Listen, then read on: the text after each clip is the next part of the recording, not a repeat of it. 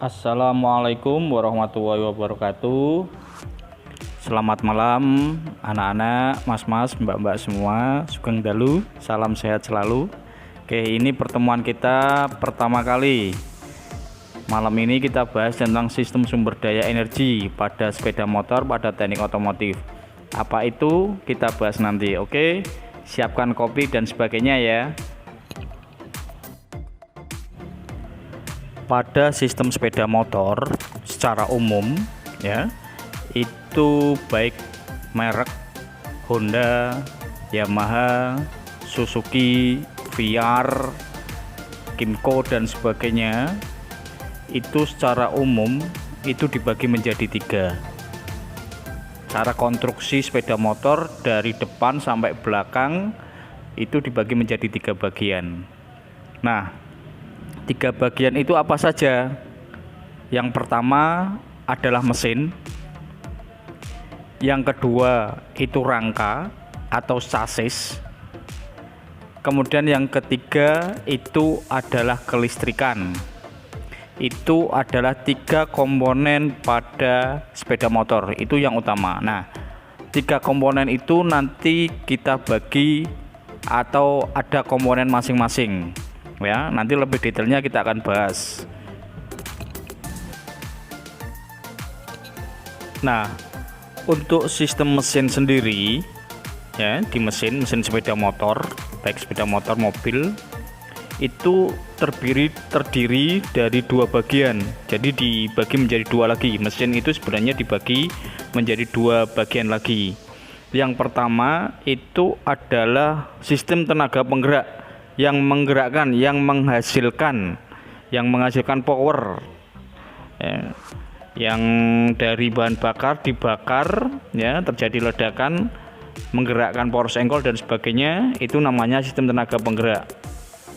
Kemudian yang kedua itu adalah sistem pemindah tenaga. Jadi tenaga yang dihasilkan dari pembakaran di ruang bakar, yang ada piston, shaker, ring shaker dan sebagainya itu ya, dari tenaga itu, dari ledakan di ruang bakar, kemudian itu kan menghasilkan tenaga. Jadi kalau kayak petasan kan menghasilkan tenaga. Nah, ledakan. Nah, itu nanti distribusikan ke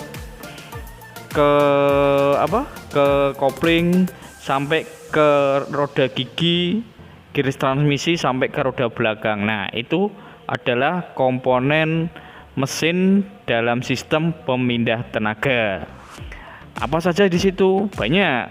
Ada kopling, ada gear ratio, ada transmisi, starter dan sebagainya. Itu yang awal dulu. Nah, untuk yang kedua, yang sistem chassis, rangka, itu kurang lebih dibagi menjadi 5 komponen. Yang pertama itu chassis atau rangka itu sendiri, yang dari besi itu loh mas ya mbak. Kalau yang sekarang lagi viral itu kan rangka Honda Beat ESAV yang keropos gitu kan. Nah, itu rangka yang dari besi, ada model pipa, ada tempat dan sebagainya, itu rangka yang pertama. Yang kedua suspensi, shock breaker, shock absorber, itu termasuk juga dalam sistem rangka mas ya. Kemudian yang ketiga ada juga komstir, stang, itu juga masuk dalam rangka. Kemudian yang ketiga ada namanya pengereman, rem depan, rem belakang, rem tromol, rem cakram, sistem rem ABS, banyak. Nah, itu masuk dalam komponen chassis atau rangka itu sendiri. Kemudian ada roda belakang, ban, roda depan, roda belakang, itu masuk dalam sistem rangka ya. Jadi kalau dalam teknik otomotif, ukuran ban, ketebalan ban, kemudian lebar ban, pelek dan sebagainya, itu masuk dalam sistem rangka. Nah, kita nanti akan pelajari hal-hal semacam itu. Kemudian hal lain-lain itu yang di luar yang saya sebutkan tadi, tapi masuknya di luar mesin dan kelistrikan. Misalkan contoh Yon Sewu, contohnya standar samping, standar tengah, ya. Di luar yang tiga hal tadi, komponen utama rangkaian pada gerak sepeda motor itu juga termasuk dalam sistem sasis atau rangka, gitu kan. Karena permasalahan-permasalahan juga kadang timbul di hal-hal kecil semacam itu untuk kenyamanan, safety pada teknik otomotif, khususnya pada sepeda motor. Nah, untuk yang ketiga, ya, dalam rangkaian gerak pada sepeda motor itu adalah sistem kelistrikan. Sistem kelistrikan pada sepeda motor, ya, itu ada empat item. Yang pertama itu pengapian, sistem pengapian yang kadang kan sering busi lah. Nah, itu masuk dalam sistem pengapian. Kemudian sistem supply power, oke.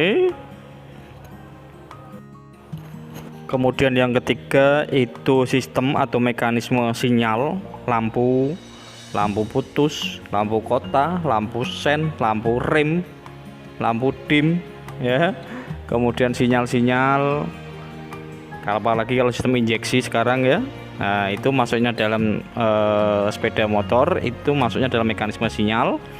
Kemudian yang keempat itu adalah sistem starting. Sistem starting itu maksudnya motor starter, nggak usah pakai kickstarter, nggak usah pakai engkol, tapi dipencet jeng. Nah, itu kan ada aki, ada motor dinamo starternya, itu masuk dalam sistem kelistrikan. Nah, kita nanti, ya, kita akan bahas itu nanti, ya. Tapi secara umum itu adalah pada sistem kelistrikan ada 4 hal itu.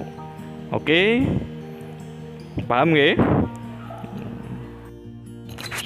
Alhamdulillah.